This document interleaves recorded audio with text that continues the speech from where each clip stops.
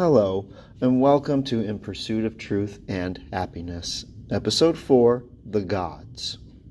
Last episode, I broke down the characters of Achilles and Hector as metaphysical arguments put forward by Homer in order to place the Iliad in the context of universal truth that is applicable to all ages of history, with Achilles representing the human pursuit of divinity by its own powers, as typified by the warrior who has no faith in anything but himself and seeks to dominate others and thereby become a force of nature, with Hector representing the model of the patriotic soldier/husband/father who has faith in the gods that are anything but faithful. The stark division between the two men being not just their faith in the gods or the lack thereof, but how each man understands whether it is meritorious to suffer for virtue. In this episode, I will now cover the dimension of divinity in the Iliad. No analysis of Homer, nor any depiction of Homer on film or television, is complete without any analysis or reference to the gods. The gods, Zeus, Hera, Athena, Apollo, etc., are central characters of the story of the Iliad and the Odyssey. The gods, thus, are an essential proposition that must be understood in order to better appreciate the Iliad and even Greek philosophy. Bernard Knox gives a wonderful interpretation of the gods in his introduction to the Penguin Deluxe edition of the Iliad for anyone looking for another layer of depth to my analysis. I will begin my treatment of the Olympian gods by referencing the work of St. Augustine of Hippo, a 5th century AD bishop of North Africa, theologian, poet, author, and more besides. In City of God, a book I will cover in the distant future, St. Augustine tackles the overall topic of the Christian revelation in regards to the collapse of Roman power made apparent by the Visigothic sack of Rome in 410 AD, which resulted in Christianity being blamed for the apparent misfortunes of the empire at the time. St. Augustine responded to such accusations by writing City of God, which began as a defense of Christianity and transformed into an entire historical interpretation of the development of Western civilization. In Book 9, out of a total of 22 books, or what we would now call chapters, St. Augustine writes, when quoting a Platonist, a Platonist being a follower of the Greek philosopher Plato's school of thought, whose works I will go through after I complete my analysis of the Odyssey, that the Olympian gods are depicted in poetry, referring to Homer in this specific case, as victim to the, quote, high sea of their hearts, end quote, in which the gods experience all the ups and downs of intemperate human emotions, but with the added bonus, or curse, of being immortal, forever trapped in, quote, pity, indignation, anguish, joy, and every form of human emotion, and their minds and hearts, like those of men, are continually tossing on all the surge and tide of passionate disquietude. All such turmoil and tempest remove them far from the tranquility of celestial gods, end quote. In this kind of existence, the gods have within them, quote, no rock of truth or virtue to save them from the waves of their wild and depraved affections, end quote. City of God, Book 9, Chapter 3. One last apt contrast is drawn by St. Augustine before he concludes his chapter on Book 9 between the Olympian gods and the Greek philosophers. St. Augustine writes, the gods, quote, are not to be compared to those philosophers who, in spite of the inescapable weakness of human nature and the painful vicissitudes of life, face the perturbations of passion with an imperturbable mind. Wise men do not yield to passion when they are tempted either to approve or to perpetuate any action that runs counter to the way of wisdom and the law of justice. The demons, equated to the Olympian gods, are rather to be compared to foolish and wicked men whom they resemble, if not in body, at least in character, end quote. City of God, Book 9, Chapter 3. The Olympian gods of Homer are exactly as St. Augustine describes. The gods are immortal beings who are prisoners of their own passions. The Trojan War of the Iliad is not just a story of a war between two historical warring groups of people with geopolitical and economic causation and effects, with the gods serving as empty symbols that is meant to give life to a simply human conflict. Rather, the Trojan War of the Iliad becomes a battleground for the Olympian gods to fight out their rivalries with each other and to punish mortals they are angry with. Furthermore, in Book 4, Athena, in disguise, purposely orchestrates the ruin of a truce that would have ended the Trojan War.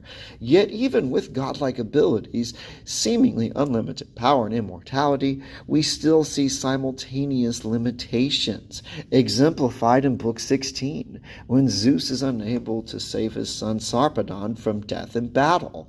Zeus could easily have rescued Sarpedon, and yet he is dissuaded from doing so by Hera.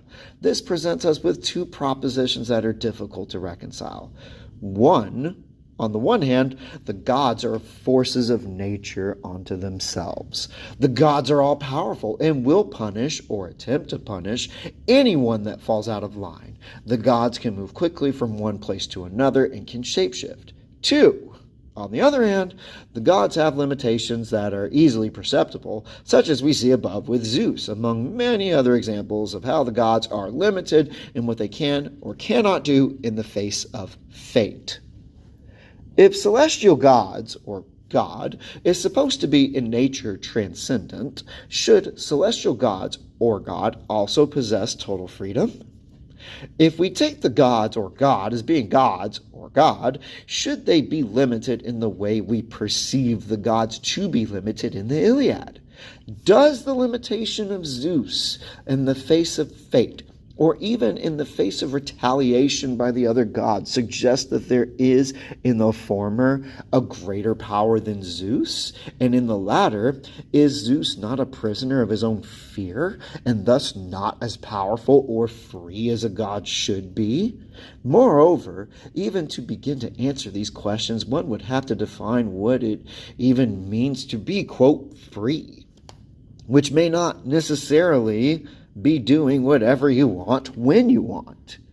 The implication in either scenario suggests that there is perhaps a lot more credibility to St. Augustine of Hippo's analysis and the subsequent Platonist analysis, which St. Augustine quotes and relies on, of the Homeric gods as demons. Far from just labeling them as demons, St. Augustine also goes on to explore throughout the first 10 books of City of God how the Olympian gods engage in hypocritical behavior. For example, the gods can deceive mortals, such as Athena deceiving Hector in Book 22, resulting in his death. And yet Poseidon is angry with the Trojans for deceiving him and not giving him adequate payment for building the walls of Troy along with Apollo, while the latter still fighting beside the Trojans. This situation still begs another question. How is it possible to successfully deceive a god whose godly being presupposes an all-knowingness implicit with the godly trait of transcendence? It should also be noted that the Trojans worship the same gods as the Greeks, and yet this does not suffice to pacify the gods that are angry with the actions of one Trojan and have resolved to work toward the annihilation of the whole city. And yet this insight still begs a further question of what the true nature of worship is, which will be covered in a future podcast as more works cover this very topic of what the purpose is for worship and gods who need nothing, or who in theory need nothing. The examples of the gods' hypocrisy is a list that goes on, but can be summated as thus. The gods hold their human followers to standards of behavior that the gods themselves do not follow. The implication is simply that the gods cannot in any way be teachers or guardians or patrons of morality or objective truth, for truth resides in the intellect. And if the gods act in deceptive ways, how can the gods exist as objectively true in the intellect of their worshippers? If we forego any attempt to understand the gods as being divinities that are patrons of objective truth, that embraces moral and spiritual freedom, we must understand the Olympian gods specifically as patrons of subjective truth that embrace a type of freedom contrary to a moral and spiritual freedom. This type of freedom, contrary to a spiritual and moral freedom, in this case I define spiritual freedom as a freedom found in goodness of moral character that aims to offer love to an object transcending the self, or, failing that specific understanding, at least possessing a moral character that understands love as something given to others, and that this act of giving overcomes inclinations towards actions that either twist or disorder love by a prideful enclosure of the self, with the self being a measurement of what is accepted as morally correct and subjectively true, is a freedom of exercise of the will to go in any direction that is desired as, quote, good by the free will. The gods of Homer are beings who allow their free will to direct their intellect, which is why they clash with each other as much as with mortals that displease them.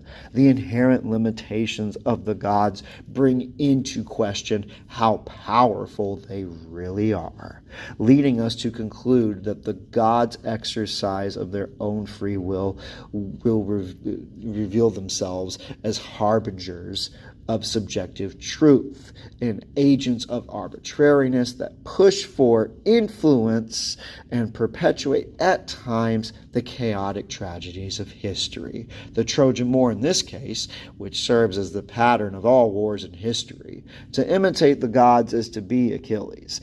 To believe, even if imperfectly understood, that virtue is to be human and is to believe in a transcendence above the gods.